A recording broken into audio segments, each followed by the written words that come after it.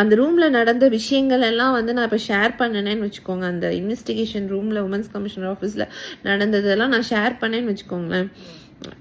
எதுக்கு ரங்கராஜ் இந்த மாதிரி பேசுகிறார் நீங்களே கேட்பீங்க.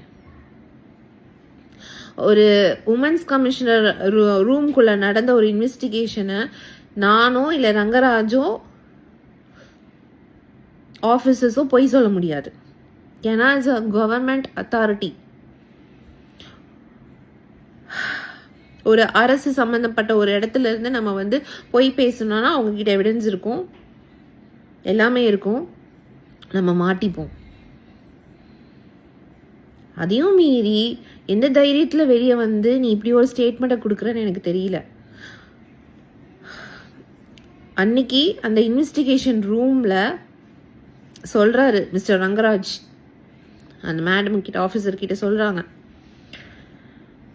என்னோட ஃபர்ஸ்ட் ஒய்ஃபை வெளியே வச்சுட்டே சொல்கிறேன் மேடம், ஜாய மாதிரி யாராலையும் என்னை பார்த்துக்க முடியாது, நான் ஜாயை மிஸ் பண்ணுறேன்.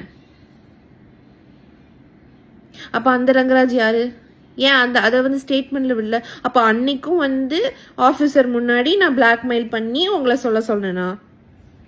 இல்லைல்ல.